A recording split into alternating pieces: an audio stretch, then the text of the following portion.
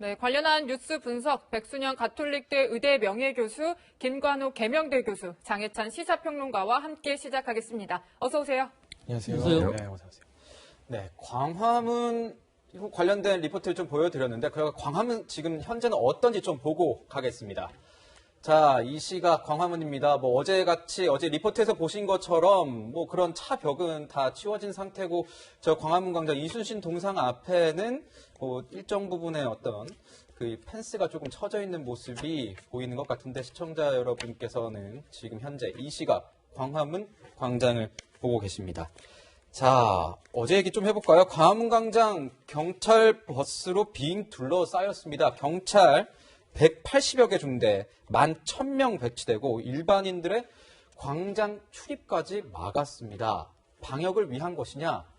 과잉 대응 아니냐? 이런 얘기가 나옵니다, 평론가님. 네, 일단 영상과 사진을 보시면 알겠지만 굉장히 촘촘하게 그야말로 물 셀 틈도 없이 경찰 병력 11,000여 명이 동원되어서요. 버스 사이사이에 사람이 지나갈 만한 틈도 보이지 않고 있습니다. 네. 그리고 광화문 6개 차로 중에 2개 차로만 통행이 가능했고 지하철 같은 경우도 광화문역이나 시청역, 경복궁역에서는 정차를 하지 않았어요. 어제 그래서 저희 채널 A도 출근하신 분들이 다 종로 3가 그쪽 넘어서 거기서 내려서 다 출근했다고 하더라고요. 네, 그리고 꼭 필요에 의해서 광화문 인근을 지나가거나 상당히 광화문에서 먼 거리에 통행을 하더라도요. 경찰 같은 경우가 지나가던 시민들을 검문해서 혹시나 집회 시위 참가자가 아닌지 확인하는 작업이 있었고 차량 시위 같은 경우도 방지하기 위해서 물론 일부 지역에서 아주 소규모의 차량 시위가 법원에서 허가가 되긴 했습니다만 차를 타고 지나갈 때에도 창문을 내리고 시위 용품이 있는지 없는지를 검사하는 지금 나오고 있죠. 네. 저런 장면들이 연출되기도 했습니다.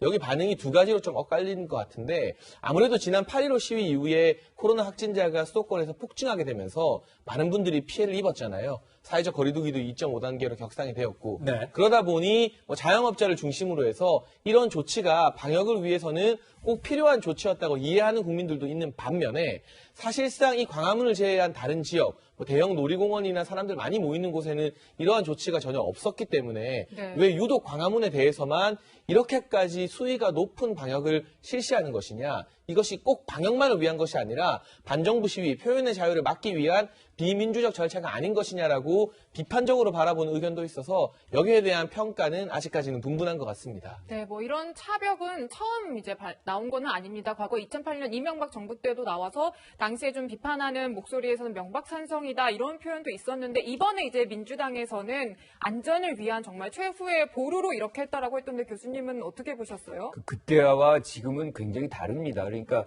그때 당시에 코로나가 있었다 그러면 그런 명박산성이다 그런 산성의 의미가 사실은 국민들에게 더 이렇게 부정적으로 비춰지지는 않죠. 그런데 지금의 상황은 불가피성이 있어요. 그러니까 어제의 상황을 볼 때 약간의 과도한 통제는 분명히 있는 것 같아요. 그러니까 제가 몇 년 전에 북경에 갔을 때 그 통제하는 장면들이 있어요. 이렇게 불신 검문 다 하고 모든 걸 봤는데 네. 이게 우리나라에서 좀 비슷한 장면이 벌어지니까 과거 독재 시대 권위주의 정권 시대와 비슷한 현상은 분명히 느낌이 있었습니다. 그런데 네. 이제 불가피성이 있다는 것이죠. 우리가 8.15 집회 이후에 얼마나 많은 분들이 감염이 확산이 됐습니까? 그리고 수도권에서 퍼져서 그것 자체가 전국으로 확산되는 그런 상황이 있었고 그것이 확진자의 어떤 증가로만 그치는 것이 아니고 다시 방역 기준을 강화시키고 그렇게 해서 많은 분들이 그러니까 가게를 못 연다거나 소상공인 같은 경우는 영업을 하지 못한다거나 이렇게 민생의 피해가 직접적으로 왔었기 때문에 이 부분은 좀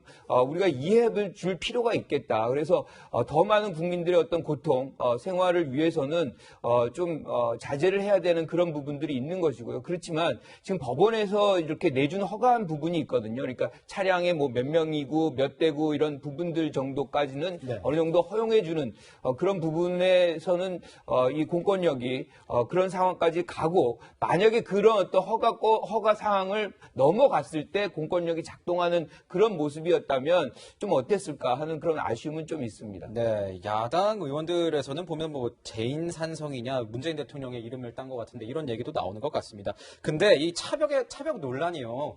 2008년까지 갈 것도 없습니다. 2015년도 그러니까 지난 정권 박근혜 정부에서도 차벽이 등장했는데 그때는 지금의 여야가 정반대의 목소리를 낸 것 같습니다. 박근혜 정권은 먹고 살기 힘들다고 절규하는 국민의 목소리를 차벽으로 차단하고 공권력이 살아있다는 것을 국민들께 확신시켜 주시기 바랍니다. 불안한 세력들이 신청한 집회는 불허해야 합니다. 그것을 막을 이유나 막을 근거는 정부에 없다. 교수님, 여야가 바뀌니까 목소리도 바뀌네요. 그렇죠. 그런데 이제 장면의 얘기는 사실 근거는 좀 달라요. 그러니까 저는 계속해서 코로나를 얘기해야 되는데 우리가 이제 집회 결사의 자유라는 건 분명히 이제 헌법에 보장된 우리 시민의 권리인 것이죠. 그래서 어떤 경우건 그 권리가 침해받지 말아야 되는 거지만 더 큰 국민들의 어떤 생명권 그리고 재산권 뭐 이런 것까지 다 침해를 볼 수 있는 그런 환경에서는 이 정부가 그러한 부분의 조치를 충분히 할 수 있는 것도 헌법에 보장이 돼 있습니다. 네. 그래서 안보라든가 뭐 이런 치안이라든가 이런 문제가 위협을 받을 때에는 이러한 기본권을 어느 정도 제약할 수 있다는 부분까지 포함이 되어 있기 때문에 이 상황에선 그렇게 우리가 봐줘야 되는 것이고 또 한 가지가 만약에 추석 이 상황에서 규성도 지금 자제해달라고 부탁한 거 아니에요? 이 국면이 추석 이후에 어떻게 전개되느냐에 따라서 코로나의 어떤 안정화가 이루어지느냐 아니면 더 확산이 되느냐의 어떤 이 기로에 서 있는 장면이기 때문에 정부로서는 이 상황에서 저렇게까지 할 수밖에 없지 않았나 그런 불가피성을 이해합니다. 네. 네, 어제 뭐 서울에서 검문이 이뤄진 곳이 90곳에 이른다고 합니다. 먼저 시민들의 목소리부터 들어보시겠습니다. 학교 과제하려고 카페 가려고 했는데 다 막혀 있어서 택시를 타야 되는 상황입니다. 일반 시민으로서는 당황스럽죠. 다른 시민분들의 안전이나 코로나 확산 이런 거를 방지하기 위해서 이런 조치를 하신 게 아닌가. 그런 부분에서는 이해가 좀 되지 않나 이런 생각이 있어요.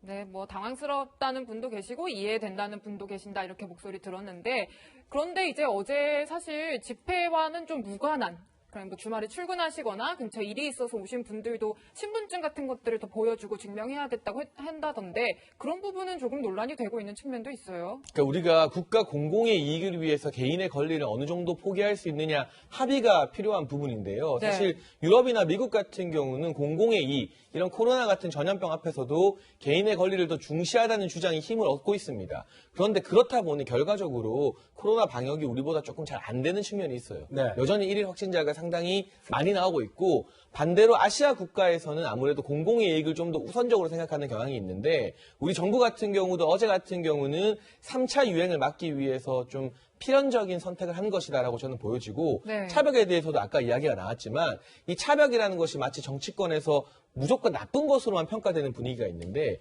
이게 사실 이명박 정부 때 나온 게 아니라 노무현 정부 때 처음 등장했던 겁니다. 네.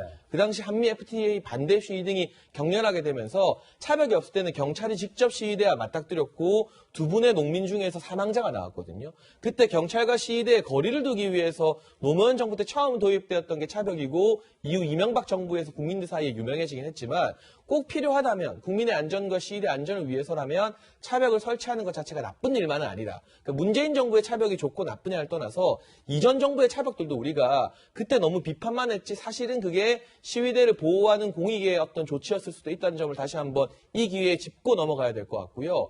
제가 아쉬운 것은 광화문에서 이렇게 강력한 조치를 한 것에 대해서는 많은 국민들이 아마 동의를 할 것 같습니다. 그런데 이 조치가 유독 광화문에만 한정되어 있고 아까 언급한 것처럼 다른 놀이공원이나 대형 대중시설에는 예외적으로 조치가 잘 실시되지 않았다는 측면이 오히려 더 비판을 받아야 될 지점 아닌가 싶습니다. 네. 지금 방금도 말씀해 주셨는데 광화문은 사실상 원천 봉쇄가 됐기 때문에 방역상으로는 크게 문제가 없을 것 같아 보이는 게 비전문가인 제가 봐도 좀 그럴 것 같아요. 근데 궁금한 게 말씀하신 것처럼 축항스라는 말이 있을 것처럼 추석과 바캉스, 이게 추석 때 연휴 맞아서 놀러 가신 분들이 꽤 있는데 이것은 어떤 방역에 어떤 빈틈이 생기는 것 아닌가요?